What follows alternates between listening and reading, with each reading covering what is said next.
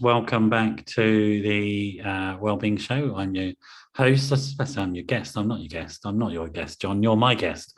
So that's how on it I am this evening. It's Wednesday, the 9th of November, and we've got a very special guest with us, a returnee who's just literally flown in from New York. I can't believe it. He went to New York, did a marathon, flew in, and he's now on this thing, which is, I don't know what that says about him, but there you go. But we'll talk to Jon in a minute. He's been with us in the past, so it'd be good to have him back. If you're listening to this on Wednesday the 9th, then good chances that it's live as opposed to sort of a repeat on Dave or something like that. If it's a repeat on Dave, you should know because you're watching Dave, but they haven't repeated us in a while. But if it's live on a Wednesday the 9th, then do feel like joining in. That'd be great to hear from you. My number's 07506 319 745. That's +44. Knock off the first 0 if you're coming from abroad, and probably best to do it on WhatsApp, to be honest, and send us a message or drop a message in one of the streaming platforms that we're on, which is, I think, at the moment, Facebook Live and YouTube. And James, who's hiding away in the background somewhere, will surf the waves and sort of try and pick up your comments and send them in. But that's enough of me. Welcome, Jon. I mean, I don't know if I'm in awe of you or just think you're mad. I don't know what to say. You've literally got off a transatlantic flight after having run a marathon, and here you are. Welcome. No, it's lovely to be here. You know, when got the message saying let's catch up on Wednesday, I can obviously check my diary and it was clear. But it's kind of flew in. I landed into Heathrow at 6 a.m. this morning. I learned that you can't land any earlier than 6 a.m. So the flight back from New York was quite quick. We did quite a bit of circling around London before landing in this morning. But I thought, it's great to catch up. Tell us about New York. What were you doing out there? You're running a marathon, but this is what you do, isn't it? Yeah, right. So, it was probably a year ago. So, as we've talked about this before, I ran the London Marathon 5 years ago with my friend Jon, and it was really that started my journey as talking about openly and publicly around how mental health has impacted me, how it's impacted my friends and family. And Jon, who I was running London Marathon 5 years ago, sadly lost. I'm going to stop you for a second. Yeah. And just be aware that because your elbows are on by your computer, every time you're talking, it's wobbling. So okay, sorry about that. No, it's all right. It just looks like you're in the middle of an earthquake.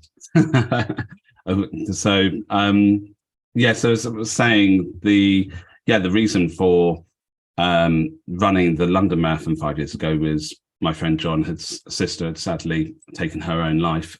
She had a period of postnatal depression, and we obviously had 2 years of lockdowns and realised last year that it was going to be the 5-year anniversary since Jon and I ran London. And Jon now lives in the US, and I guess London's an iconic marathon, and so's New York.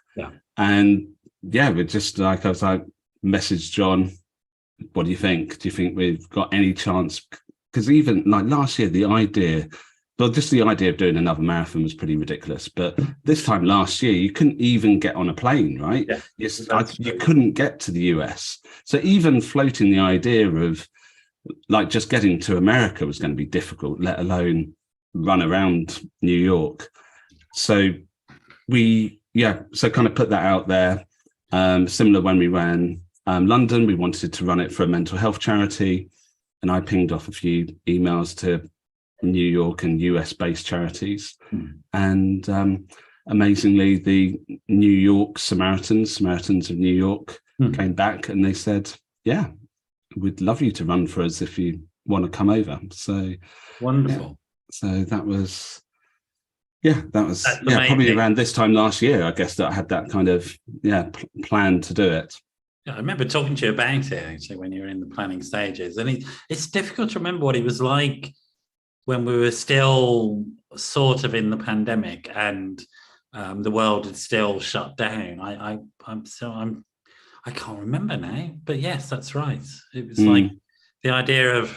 I mean, I used to get those FCO emails saying different travel restrictions everywhere. I've stopped them now because I don't need them anyway, because we're sort of back to being able to travel. And I was saying to you, I had COVID, and I'm like, oh yeah, whatever, COVID, because of the vaccine and stuff like that. We just seem to have moved on completely. But that was a real sort of leap of faith you made, which sort of has worked out for you.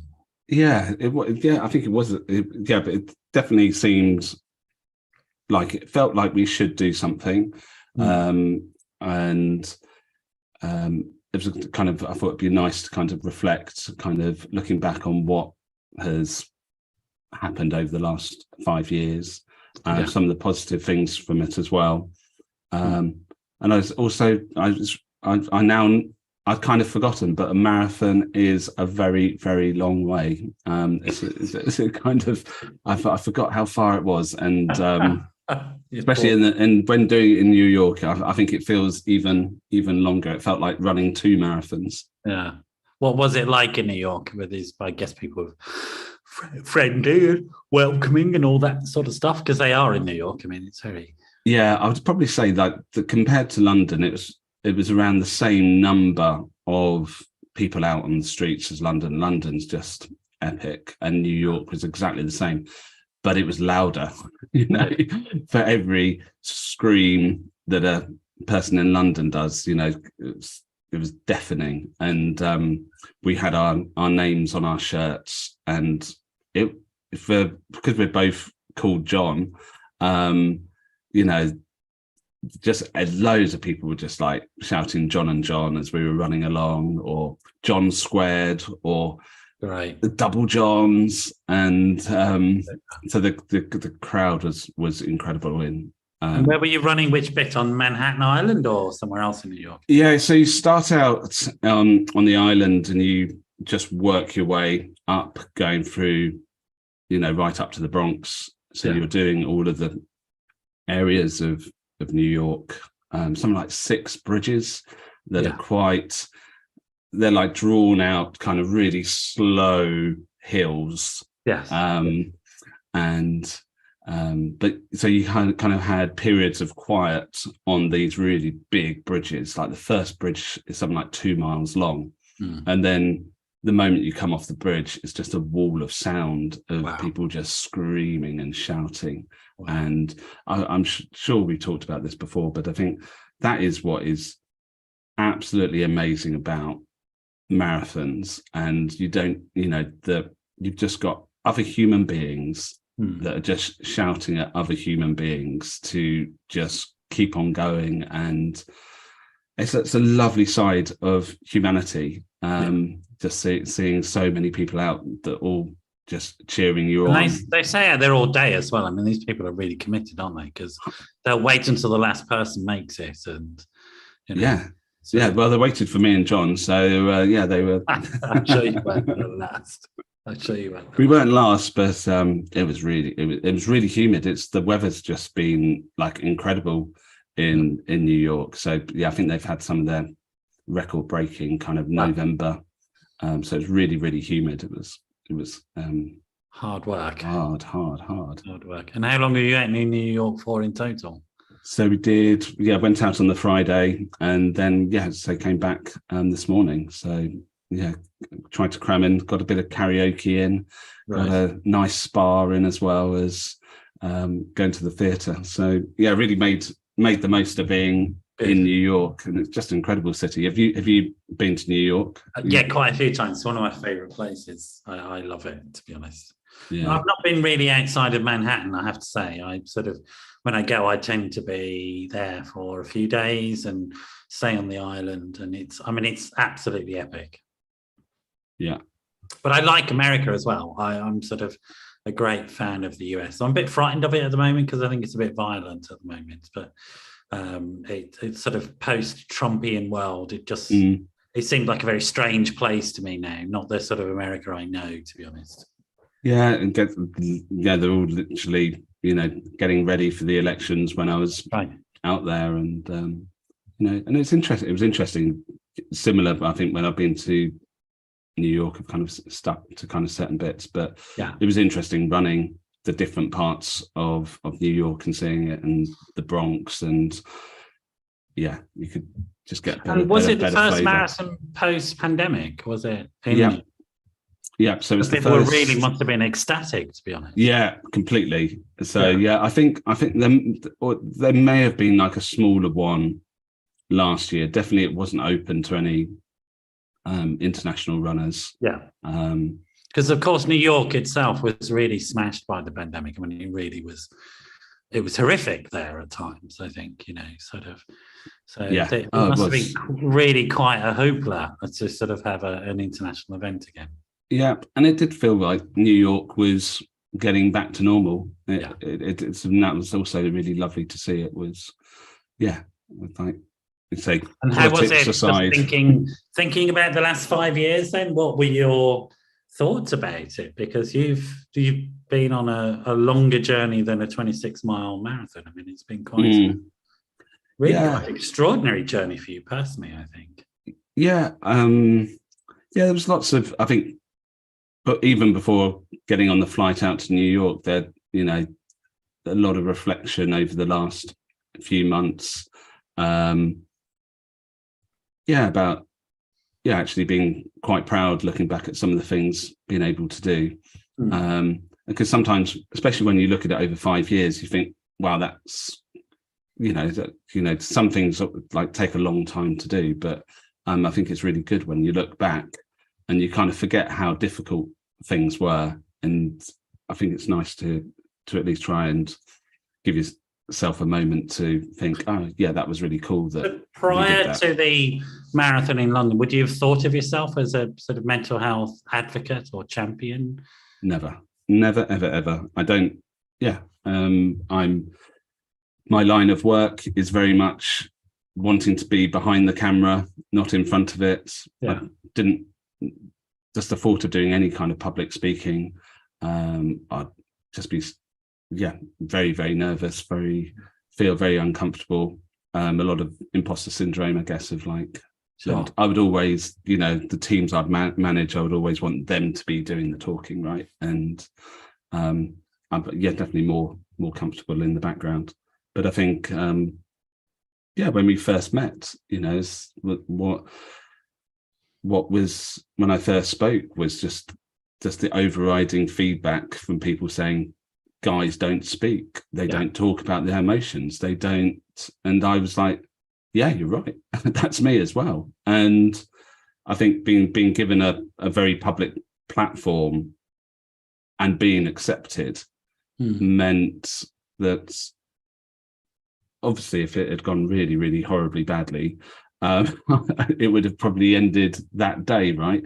But the fact that I did get a lot of really positive feedback, but also just, I think I got that feedback just because there has been so few men talking about their emotions, their mental health. For the people that don't know, because I know, and we're in danger of having a conversation where we share knowledge.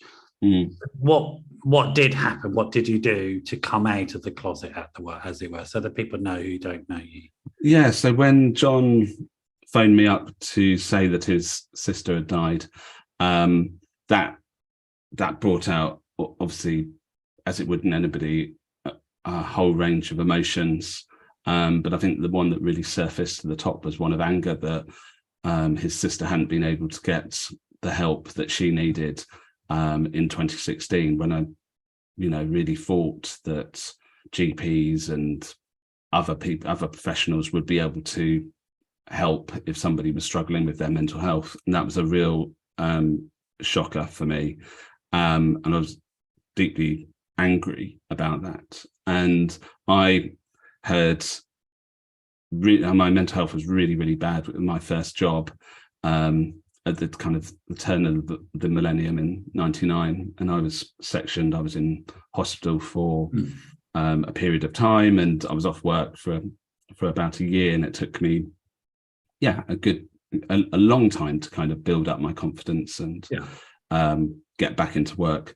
But the stigma that existed around mental illness meant that I wasn't going to share my story or tell anybody about it. And when I was a teenager, kind of 17, my dad suffered from depression, and he sadly took his life, and we didn't get any counselling or support. And even when he was sick, it was very, very difficult to get the right kind of help for him. But I definitely, by the time in 2016, I thought things had got better.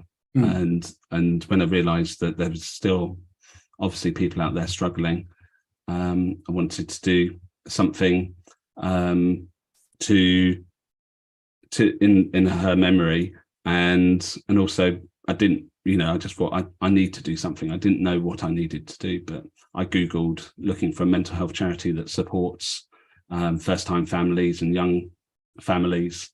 It was a charity called Best Beginnings, and they were part of a campaign that the Royals had done called Heads Together, which brought 8 different mental health charities together. And I got picked, I guess, within the whole campaign, which had a lot of celebrities. I was, I guess, picked as somebody who had their own story as well.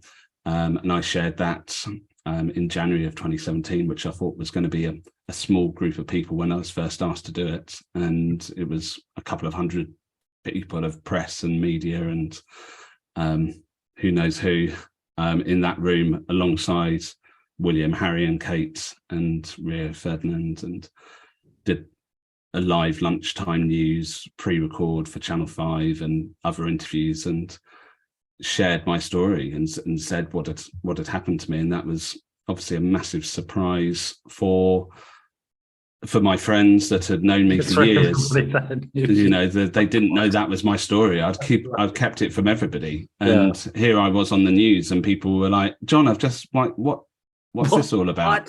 It's like, it's like if you'd known me for like 15 odd years, you wouldn't have known anything about my own mental illness, my dad. It was not a subject I was ever going to talk about. Which in and of itself is extraordinary, isn't it, John, to think about it, that these very significant life events that you went through were just not something you would normally talk about with people. Yeah, and things are improving. They really are. I do think 5 years on,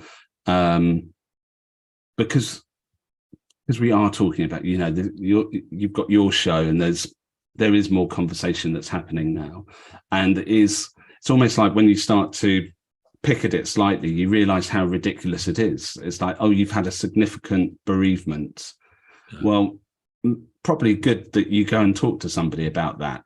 And who that is or what that is can be very different for different people, but you should probably go and find a group or somebody to talk about it, not just bury those emotions.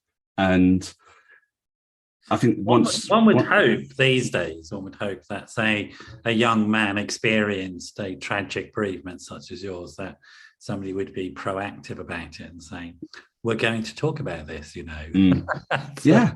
and a teacher or a mentor or somebody would just go, look, we're going to talk about it. Sit down. Let's figure out what's going on. Right. Yeah. And like the statistics into suicide and those bereaved by suicide, there's a lot of research, really, really good research. And there's a person called Sharon McDonald in Manchester has been doing some amazing studies, which then also starts to unearth, like, those that have been bereaved by suicide, the percentage increases of somebody potentially having a suicide attempt as well. So it's like statistically, so it's like if the lights of a traffic light system of like, oh, yeah, this has now gone from a green to an amber. There are health professionals, there's data available now to start to say, okay, yeah. Yeah, I mean, it's one of those things. Proactive. It's one of those things that would automatically be on one of my company's checklists. Is, have you had these types of experiences? Because we know these are adverse life experiences, which can be repeated. But nobody talked about it with you. You didn't talk to anybody. Then you had a period of, and for people that don't know, being sectioned is a really serious thing. It's not It's not fun at all, and it can be quite traumatizing for people. Actually, I don't know if your event was traumatizing or welcoming, but generally it's not welcoming. That's why they section. Yeah, like for me, it was a number of years ago. Again, I think I'm trying to be optimistic that things for people that are sectioned No, it hasn't. is starting. It has not improved at all, John. And It's got worse. It's definitely got worse around sectioning. But for people that don't know, what we're talking about is when your freedom is taken away from you and you have enforced treatment, usually inside a hospital ward, against your will often. But you certainly don't have any choice in the matter. And you will usually spend between 3 to 6 months on a ward. Yeah. And yeah, it's for me, it was a very, very confusing period of time, is probably how I can kind of put it. There was obviously some kind people in there, but there was also a lot of control, a lot of following a system, and you don't have much or any real say over what happens for the time you're there.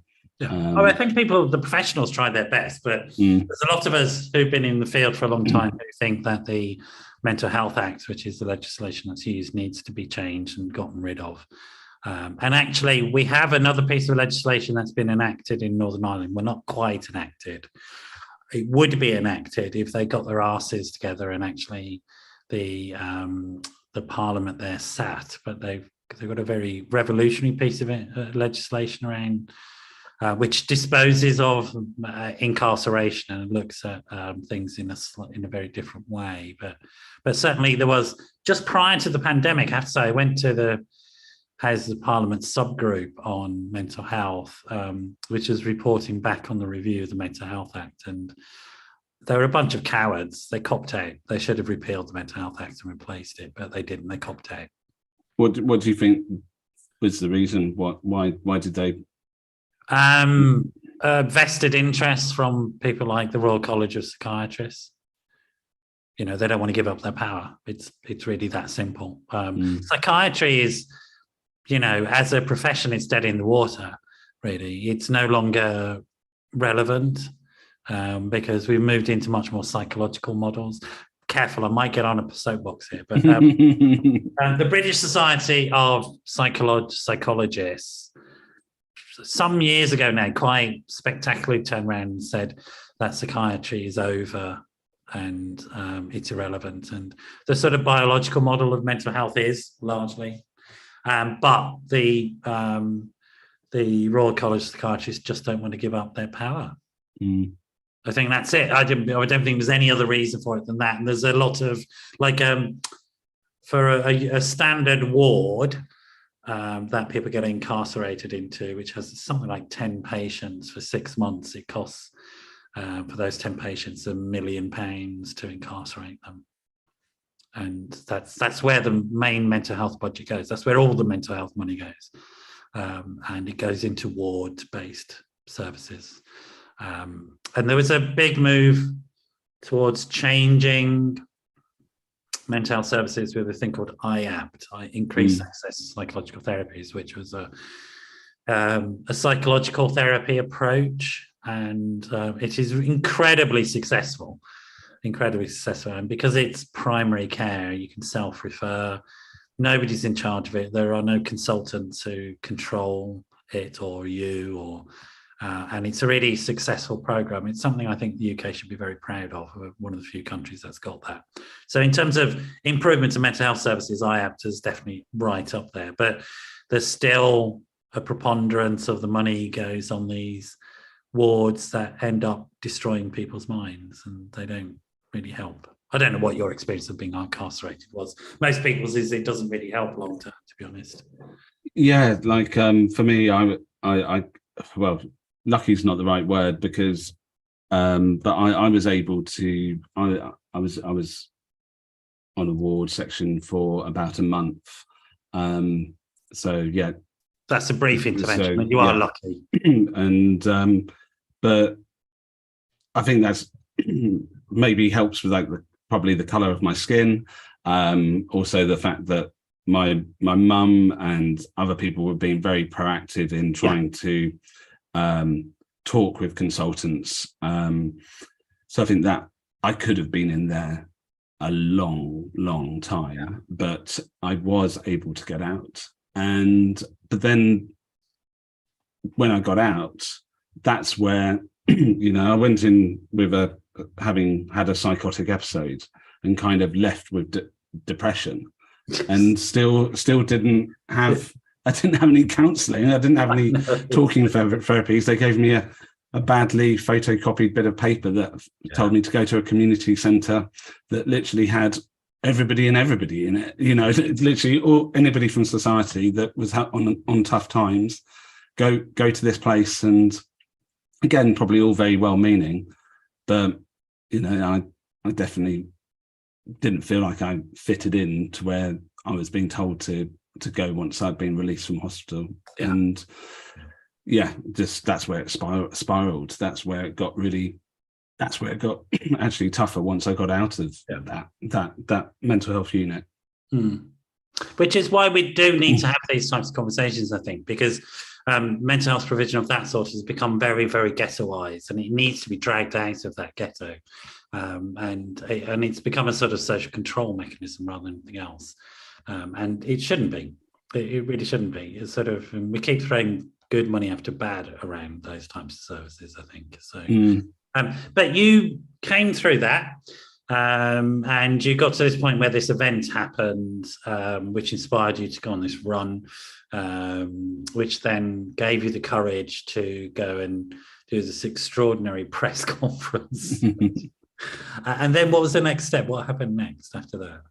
So, just that year of 2017 was a very surreal year of, obviously it was all building up to running the London Marathon, but there was kind of other moments where I was asked to do other talks on panels about suicide, which I just thought sounded ridiculous, that it was a word that I would never even say.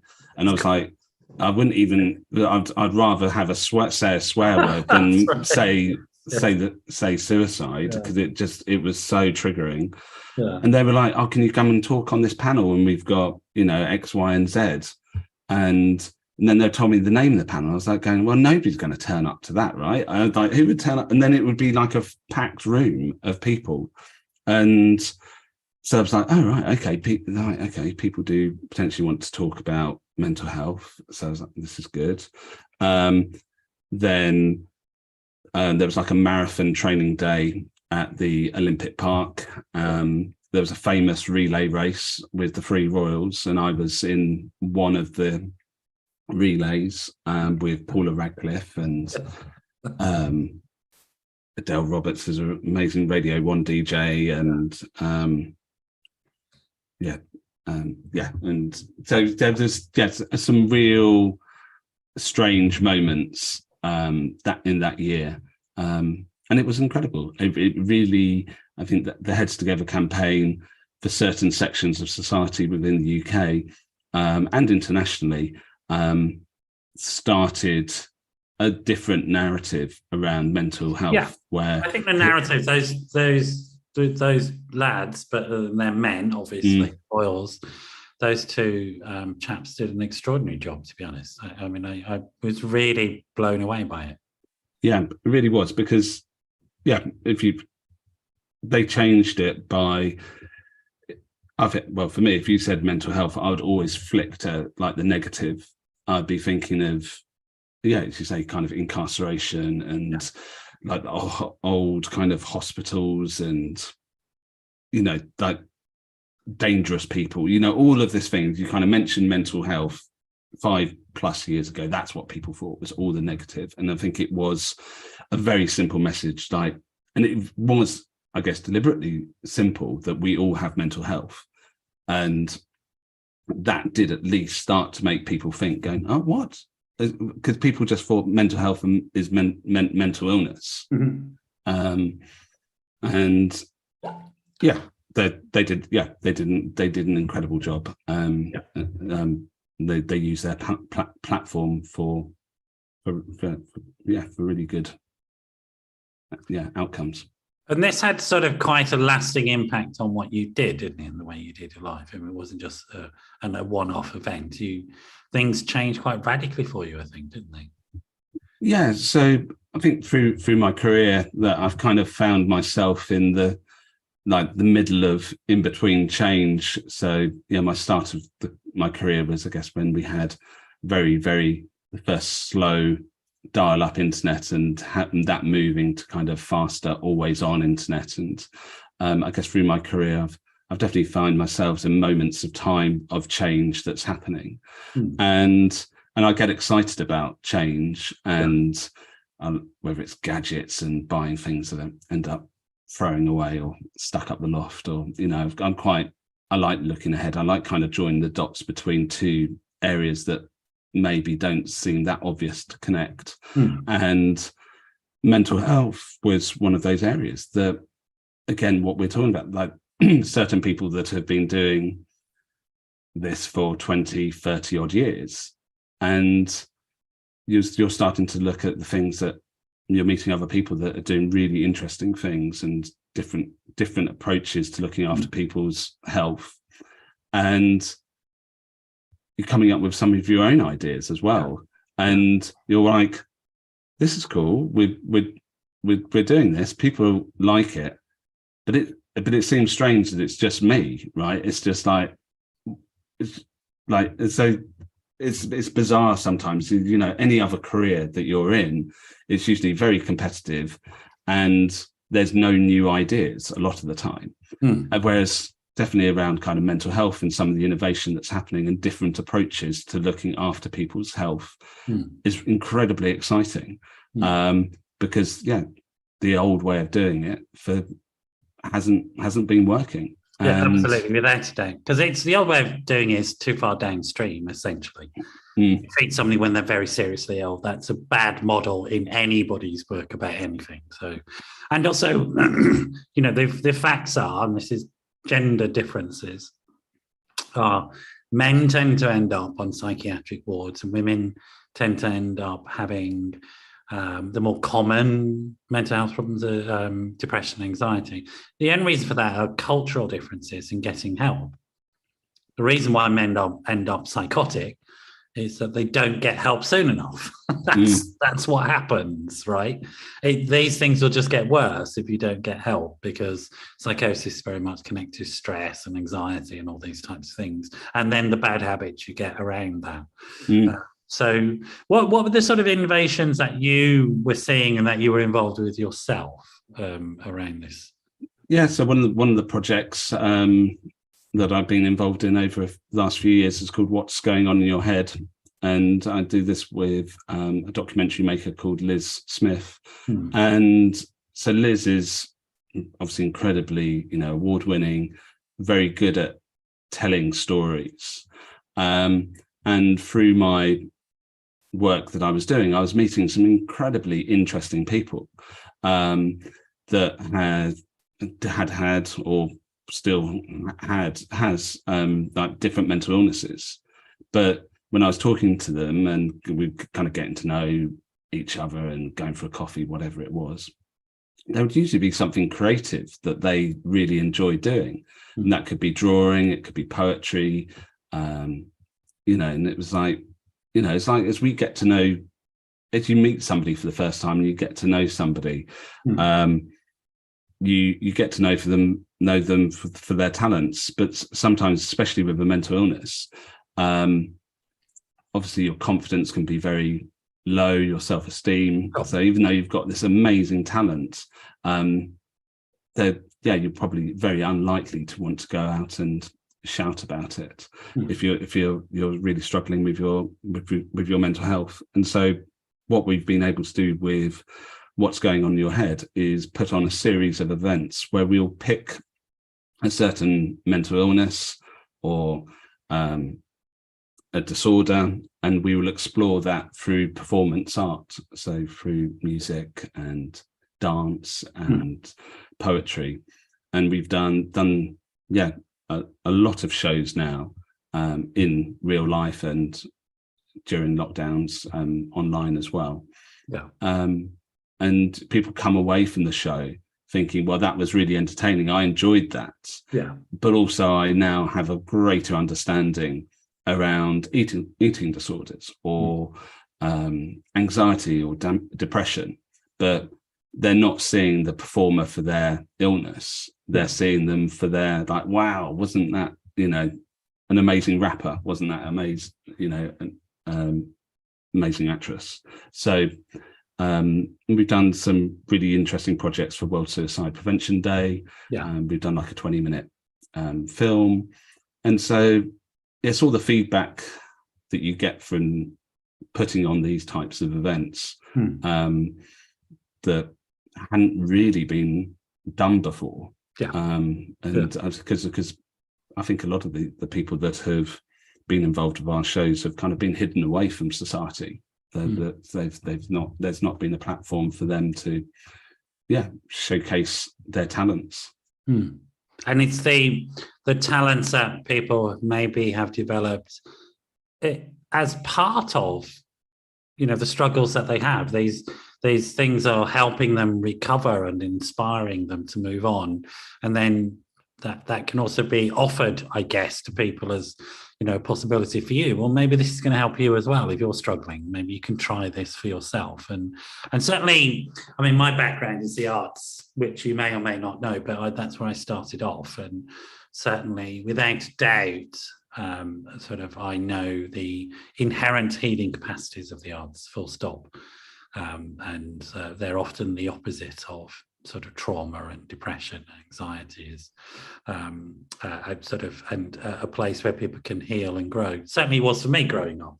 Definitely how I use the arts myself. I agree completely. Definitely part of my recovery. When I was able to get a new job, it was very close to the Tate Modern that was just opening at that time. Wow. And so I would go to the Tate Modern when it had recently opened, and just going there was just so good for me, to be in this big open space with lots of art. And that there's those types of things actually really helped my recovery. It was going to galleries and looking at different artists, and then learning about the artists and the challenges they had as well. And which quite a few have, to be honest. And the Tate Modern in particular has done some fantastic work at exhibiting the work of what some people call outsider arts, but people who have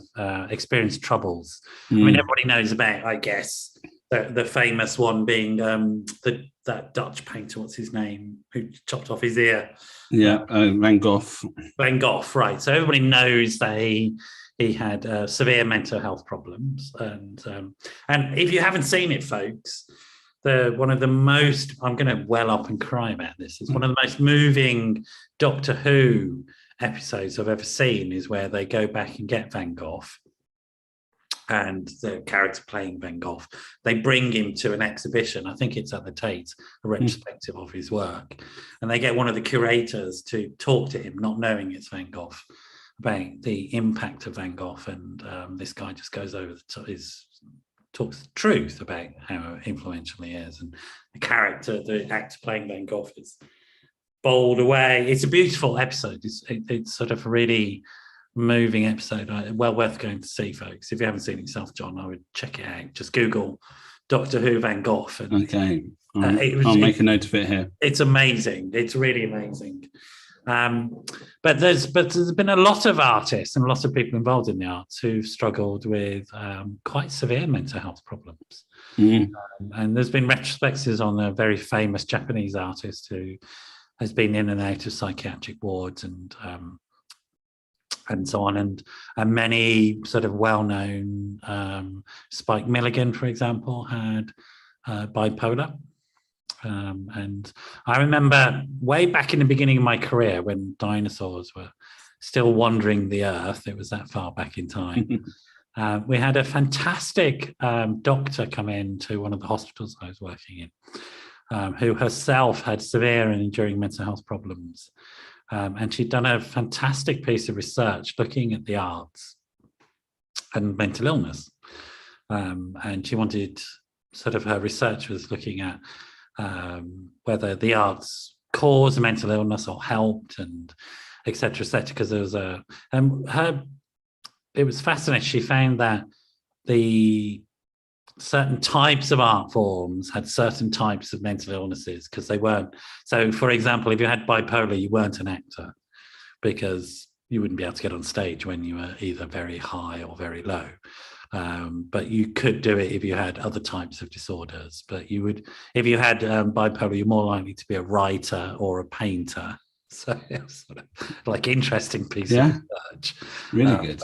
It was really fascinating. And she was a painter herself as well as a psychiatrist and very humane person. So there's a whole interesting area, I think, of stuff like that, where I think that the arts and that those communities are, in a sense, much more welcoming and accepting of diversity and difference. Including mental health problems. Yeah, completely agree. And that again, if you engage, I think is really important. I don't know what your experience is. Oh, say it again now, sorry. What it is it's becoming part of a community, I think. It's not necessarily just the art form, but it's the fact that you're with other people who can accept you even with or expect you to have these idiosyncrasies, if you like. Yeah, agree. I think having people that you feel safe and is so important. That they're on the same kind of wavelength. Would you personally have ever imagined that your experiences would transform within your life? These very dark, difficult experiences would have a transformative effect on your life and become, if you like, a birth in a sense, a new avenue of sort of financial growth, career growth, relationship growth. Would that have ever occurred to you, do you think? What of having had those earlier challenges in my life? Yeah. Or I think doesn't matter when in your life, isn't it? When you're going through a really tough time, there's part of me that there must be a reason that I'm going through this. I've got, that. So, trying to be, I remember being in hospital sectioned, and it almost felt like this shower that had literally, you turn it on, and it just literally were just little drips that were coming down. And, it felt very grey and horrible, right? And again, like that feeling of, why am I here? Am I going through this? Because once I get out the other side, is there a reason for it? And but as kind of time went on from being very ill and just kind of plugging myself into a career that I quite liked and having relationships, that kind of line of thoughts was like put to one side because the rest of my life was going okay. But there was definitely moments, like I ended up in the same hospital that my dad had been in only a few years ago, a few years previous. And you kind of know that. That's really And so you like, if you were going to write this story, this is like, that's quite a horrible plot twist, is to like find yourself in the same space that only your dad was in a few years previous to when he was ill. So there was, I don't know, there was definitely moments where I thought, am I being put through this because actually I will get through it and something good will come out of it.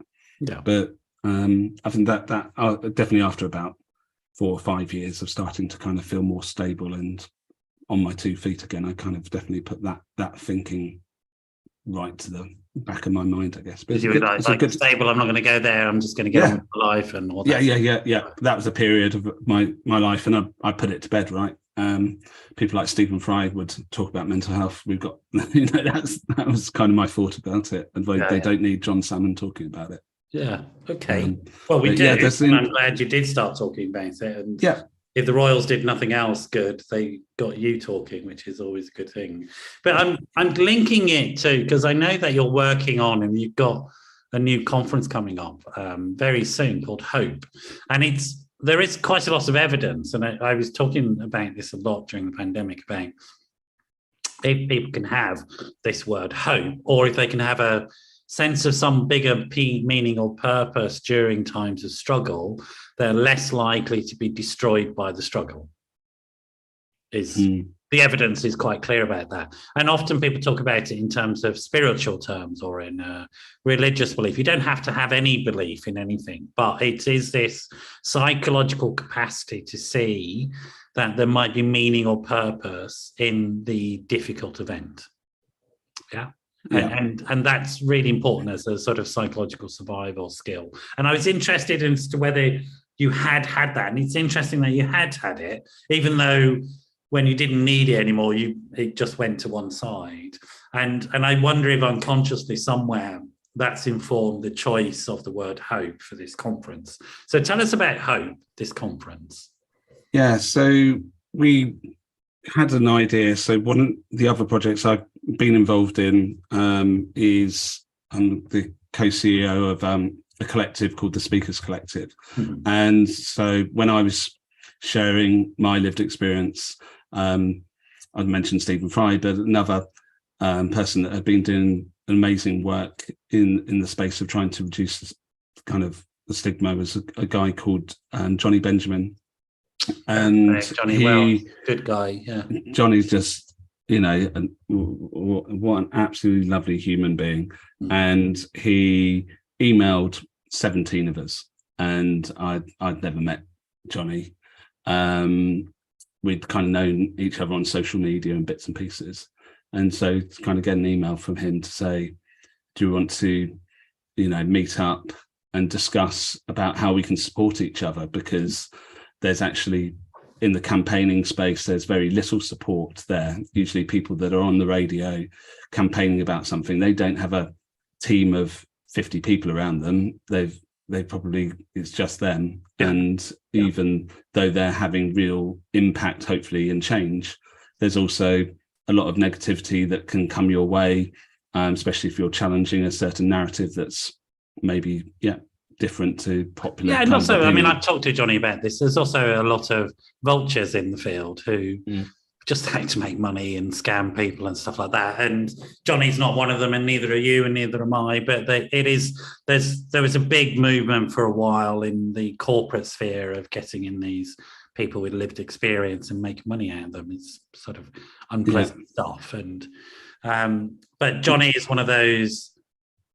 He's a core activist, is Johnny. He really is. He has been all along, and he's sort of said he's a bit difficult to be around at times because of that. But he's a great campaigner and fights for rights. So definitely. Yeah. And so out of that meeting, which was, and we decided to kind of set up this kind of informal group of people with lived experience, not just talking about mental health, but stigmatized kind of lived experience, and so that over 5 years, that's now built. We've got over like 120, 30 members. Amazing. All around the UK, all different lived experience. So we've got people that have survived breast cancer or losing a limb or a brain tumor and severe mental illness. So we've got this amazing group of people now that are all inspirational in what they do. But fundamentally, as I was saying, they're on their own a lot of the time, or they've got a really good idea. They can see in their local area the struggles that may be happening, and they're wanting to do something, and a lot of the time they have done something and they have set up their own charity. But as you say, kind of, you mentioned like the corporate end of it, where there is money literally rolling around. Yes. You've then got the other extreme of, like Jake Mills, who had some real struggles with his own mental health. He's a comedian based in Liverpool. It's like, I can't. Why is there not a database to access mental health services? Yeah. And he came up with the idea of creating the Hub of Hope. That he did that in his bedroom, and that has now become the UK's largest database, I think, for kind of mental health signposting. But did he have tens of thousands, hundreds of thousands, millions of pounds behind him? No, it was just him and an Excel spreadsheet, and over time.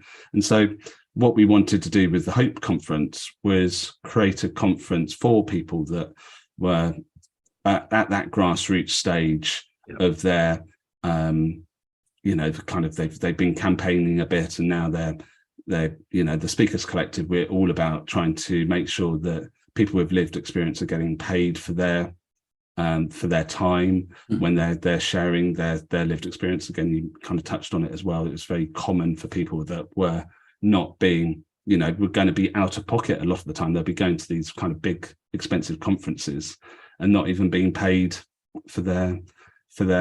No, I mean, it's like Freudian nightmare, because that's what Freud did with his patients. He would bring in these women, and loads of doctors would pay him, and they would perform, and it was like performing monkeys. And that's some of those conferences. We've been to some of those conferences, and I find them offensive, to be honest, because somebody's making a lot of money out of them, and it's not the people who've got the lived experience, and it really pisses me off, to be honest. Yeah, and like I guess I understand why those types of conferences exist, and for different corporate organizations, but I think that was like the thing, like there just was no conference that really was there for people that, as we described, that are more You're a much better politician than I am, John. And that was it. It was like, okay, well, let's do an awesome conference with amazing speakers. Great. Let's not do it in London. Let's do it in Birmingham. Let's try and do it in the middle of the country.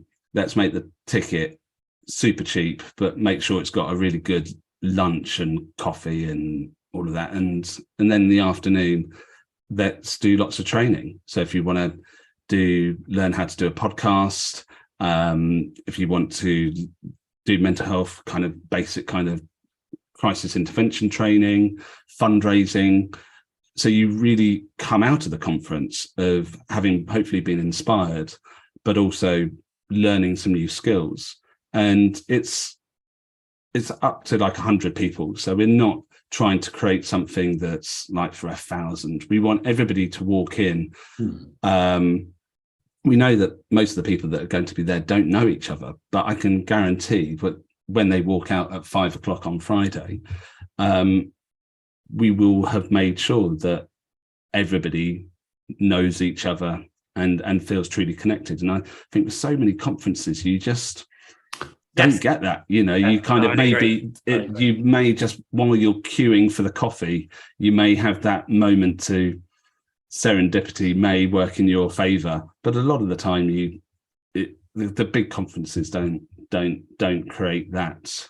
No, the expectation honest, that you my go PR in. team talked to me about going to conferences, and I can't be bothered anymore for that exact reason. I mean, I just find them anti-human and unfriendly, and so it's nice to hear that you've recognized that, and you want this to be more about human experience and people sharing. That's what I'm hearing. Is that? Yeah, completely. We've got like Hannah Beecham, who set up Red January, which is a movement that's been going for a few years now. Has raised millions of pounds for mental health charities. Yeah. She set it up, or she started, her mum was struggling with her health, and she wanted to do something to support her mum in that month of January, which is such a tricky month. And that, again, these simple ideas of, that's a good idea. January, let's try and get outside and do a bit of exercise every day. Yeah. And that simple idea, as you say, like, has now ended up making millions of pounds for charity, and like hundreds of thousands of people take part in Red January. every year. So Hannah, I'm really looking forward to hearing Hannah talking and hopefully inspiring other people in the audience to maybe have those ideas that, oh, maybe I could do something like that, because it doesn't. And are you going to be presenting as well, John? Are you going to be doing something there yourself? I very, very, again, back to, I kind of prefer to be in the background. Gone back to the back seat again. I've been printing. That's while I've been trying not to fall asleep with the jet lag. I've been printing kind of badges and lanyards today, and making sure the conference program's gone to the printers. So I myself and Joe Emerson, who's the co-CEO of Speakers Collective, we're opening the conference. We'll say hello. We'll do the exits are over there and the toilets are there. And yes, that's the code for the Wi-Fi. I'm sure I've met Joe. I seem to remember Joe from things. Yeah, she's wonderful. And so I'm just hopefully enjoying, just going to sit back and enjoy listening to the speakers. And the conference is this weekend. I'm just looking at the website. So the web, to find out about the conference, it's the second year. We did it just as we were coming out of whatever phase we were last November. Yes. It's called it's hopeconference.co.uk. So we plan to do it every year. We do it on the 11th of November because that's my dad's birthday.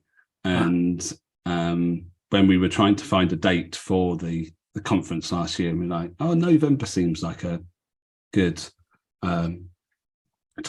And then also kind of coincides with Remembrance Day as well. Yeah. And so we have like we were a bit tight on the program last year. So Joe always kind of ribs me that when I was doing the program, I said, we haven't got time for 2 minutes silence. We could maybe a minute. But we've made sure this year that we've definitely got 2 minutes silence in the program to reflect, I guess. James has put the website link out for sure. Are there other websites associated with you that people can find out what you're doing? Yeah, so speakerscollective.org and Jon-Salmon.com.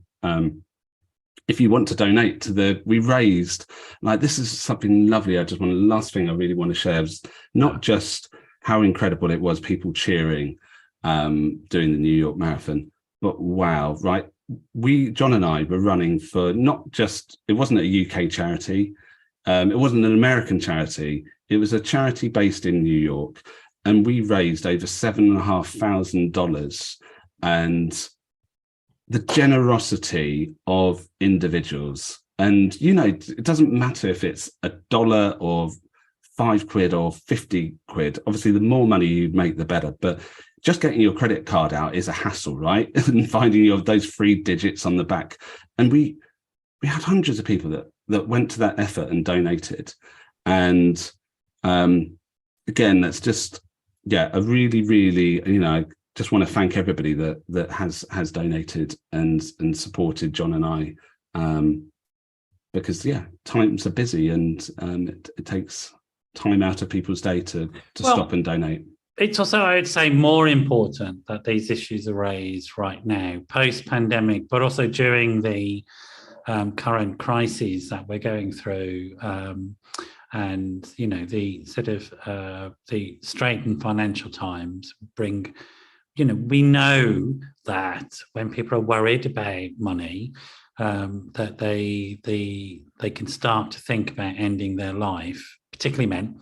And it's really, really important that we're having these conversations now, and that we're highlighting issues such as organisations such as Samaritans, the Hope Conference, because people will be struggling. And I think we just have to get this message across about, we tend to think of mental health struggles as the sort of, they're not real in some way. They're not the same as if you've broken your arm. It's not as gritty, but actually this kills people.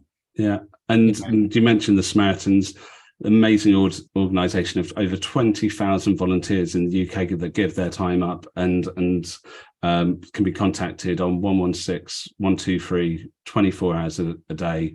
When Samaritans just there to listen, right? And it's an incredible organisation, and they're there to listen if you're struggling. Well, I mean, certainly I leave this conversation feeling a lot more hope than I came into it. So thank you for offering me that and sharing that with me. I'm really glad to have you back, and I'm sort of fingers crossed. Birmingham's my hometown, by the way.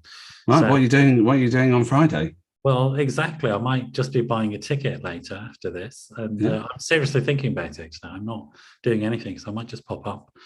I think even the Christmas markets may have started as well. Yeah, there's a good one in Birmingham City Centre as well. The German market there is pretty good, actually. That's exactly where the conference is. So it's right, right next to the. Well, Birmingham City Centre these days is a really pleasant place to be. Lovely. It really is. Yeah. So they've really done a good job around the city centre. It's brilliant. Yeah. Go to Birmingham. Yeah, I'm really thinking about that now. Actually, I want to, because I didn't know about the Hope Conference, because although Teresa sent me the email, I'm just going to embarrass her and say that I didn't see it. But it's my fault, not Teresa's. Well, so I may well see you on Friday. Actually, yeah, I'll make you up a badge tonight. Great. I can't not go now. But it'd be nice to see Johnny Benjamin and everybody again. So there are lots of really good people in this field, very inspiring people. And I guess just to leave on this note, it's what's wonderful for me, and I might start crying if I'm not careful, is there I go. It's because I've been doing this for so many years, and I've sort of worked on hospital closures and community-based services, and for me it's such a joy to see this shift in mental health provision away from, can we make the bins of the psychiatric ward slightly more pleasant too? No, let's not go there. Let's encourage mental well-being, psychological well-being on a daily basis and give people the tools and resources we know that work. And by broadening it out in this way, it means that we're more likely to improve provision further downstream. Yeah. It's the only way it can work, I think. Completely agree.